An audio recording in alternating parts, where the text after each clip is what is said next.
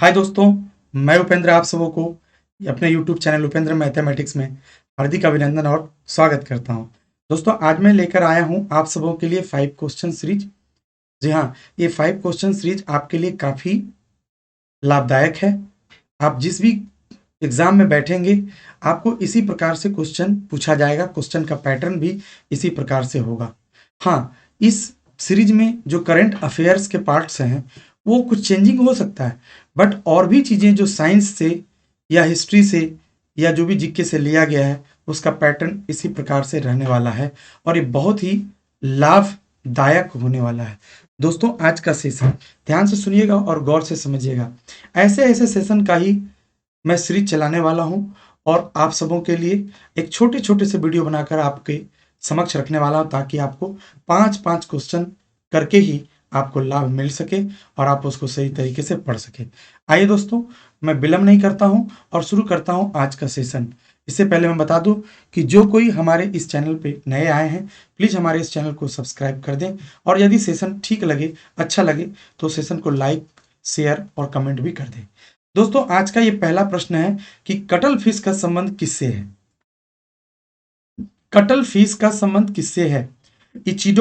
इचिनोडर्मेटा से या मोलास्का से या एनिलिडा से या पिसीज से?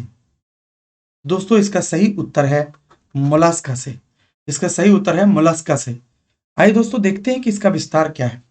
कहता है कटल फिश या कटल्स, ध्यान से सुनिएगा, कटल फिश या कटल्स संघ मोलास्का मोलस्का वर्ग सेफलोपोडा उपवर्ग क्लाइड्स गनसिपिडा जगत एनीमिया के समुद्री मोलास्क से मोलास्क हैं।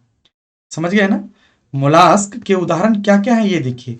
मोलास्क के उदाहरण है squid, octopus, Colossus, squid, gastropods अर्थात घोंघे और स्लग आदि हैं।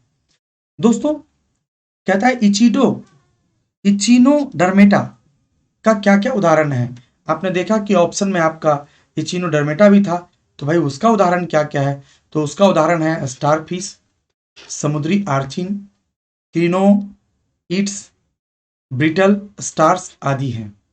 एनिलिडा का क्या उदाहरण है? आपने देखा ऑप्शन में एनिलिडा भी था, तो एनिलिडा का उदाहरण है केंचुआ, जोंक, क्लिटेल टाटा, पॉलीचेथ आदि हैं। आपने देखा ऑप्शन में पीसीज भी था। आपने देखा कि एक ऑप्शन पीसीज भी था, तो पीसीज में कौन कौन से आते हैं, है ना? इचिनोडर्मेटा में तो आपने देखा स्टारफिश, समुद्री आर्चिन, क्रिनोइड्स और ब्रिटल स्टार्स आदि हैं।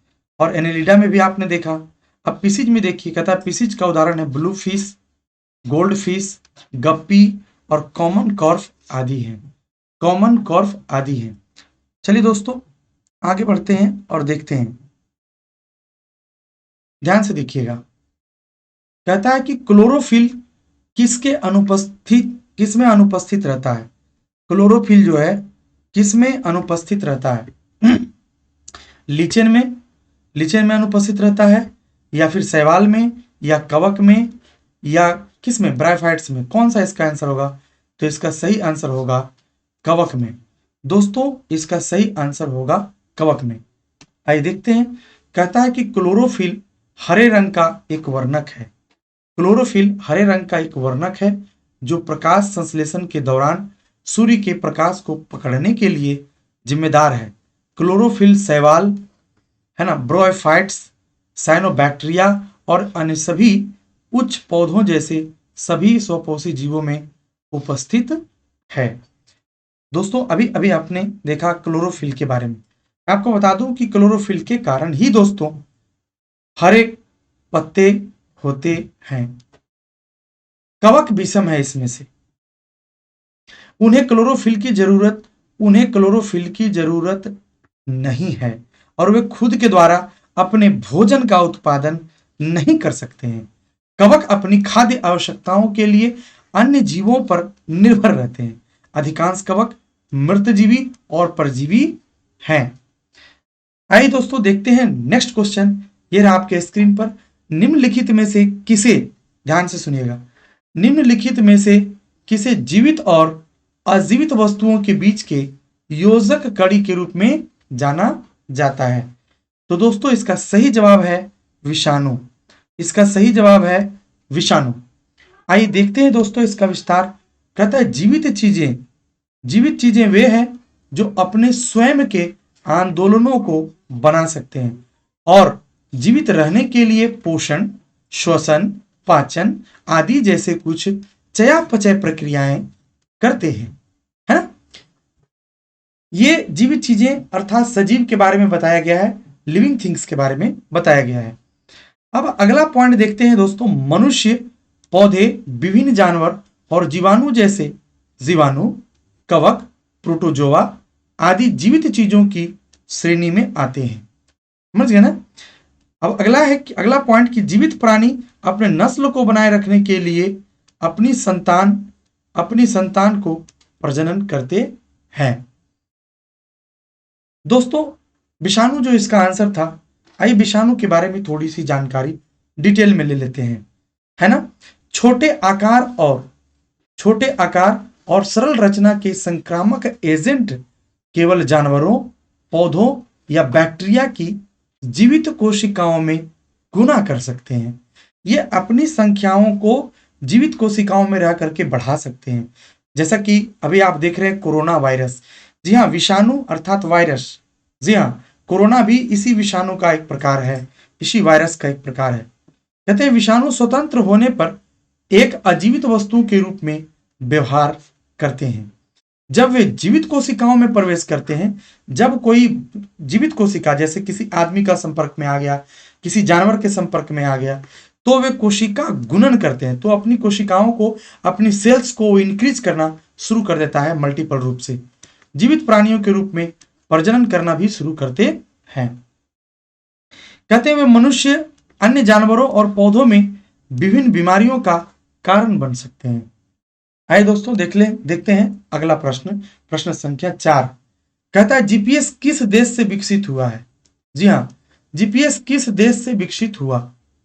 भारत से, ऑप्शन नंबर ए भारत से, ऑप्शन नंबर बी संयुक्त राज्य अमेरिका से, ऑप्शन नंबर 3 चीन से, या ऑप्शन नंबर डी रूस से। तो दोस्तों इसका सही जवाब है संयुक्त राज्य अमेरिका से। जी हाँ, जीपीएस का विकास, जीपीएस जो विकसित हुआ है संयुक्त राज्य अमेरिका से हुआ है। देखते हैं दोस्तों इसका कुछ विस्तार बातें। कहता है कि ग्लोबल पोजिशनिंग सिस्टम मूल रूप से नव स्टार जीपीएस एक उपग्रह आधारित रेडियो नेविगेशन प्रणाली है जो संयुक्त राज्य सरकार के स्वामित्व में है और संयुक्त राज्य अंतरिक्ष बल द्वारा संचालित है। कहता है यह वैश्विक नेविगेशन सैटेलाइट सिस्टम जीएनएसएस में से एक है जो पृथ्वी पर कहीं भी या जहां जीपीएस या 4 जीपीएस उपग्रहों के लिए एक अनियंत्रित लाइन है, वहां एक जीपीएस रिसीवर को जियो लोकेशन और समय की जानकारी प्रदान करता है। पहाड़ और इमारत जैसी बाधाएं अपेक्षाकृत कमजोर जीपीएस सिग्नल को रोक सकती है या रोकती है। आइए दोस्तों देखते हैं अगला प्रश्न। ये रहा आपके स्क्रीन पर आज का ये आखिरी क्वेश्चन नंबर 5 में कहता है कि निम्नलिखित में से किसे डायनामाइट के आविष्कार का श्रेय दिया जाता है। आपके ऑप्शन में ये 4 वैज्ञानिकों का नाम है जो काफी महत्वपूर्ण है, काफी फेमस और प्रसिद्ध रहे अपने अपने आविष्कारों के जरिए। तो आपको बताना है कि डायनामाइट के आविष्कार का श्रेय किन्हें दिया जाता है, आर्किमिडीज को या लॉर्ड केल्विन को या अल्फ्रेड नोबेल को या अल्बर्ट आइंस्टीन को।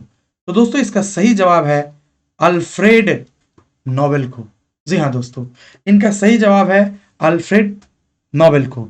आइए देखते हैं अल्फ्रेड नोबेल को डायनामाइट का आविष्कार का श्रेय दिया जाता है, इसके बारे में थोड़ा विस्तार जानकारी हम लोग लेते हैं। कहता है इसका आविष्कार, जो डायनामाइट का आविष्कार था 1866 में किया गया था।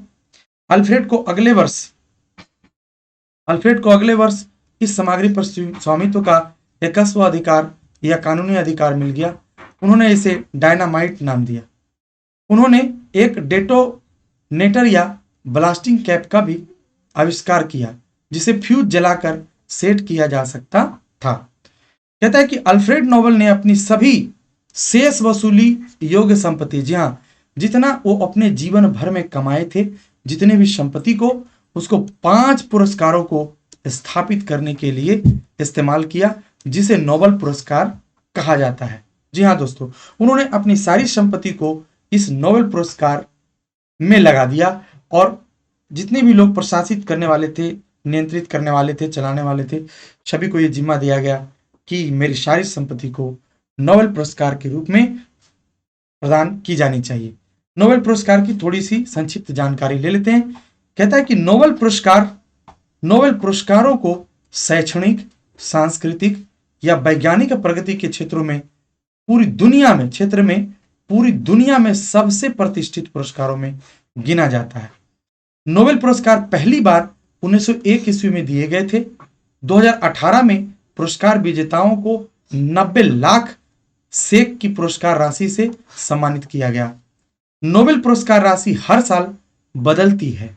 जी हाँ, यह अल्फ्रेड नोबेल की मृत्यु के बाद था कि नोबेल फाउंडेशन उनकी इच्छा के प्रावधानों को पूरा करने और उनके धन का प्रशासन करने के लिए स्थापित किया गया था।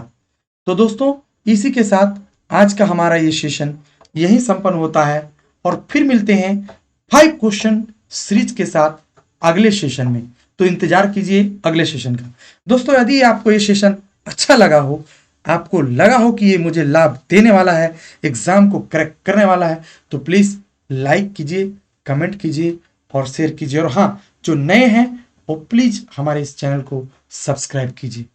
ठीक है दोस्तों, तो इसी के साथ आज का सेशन मैं यहीं संपन्न करता हूं। जय हिंद, जय भारत।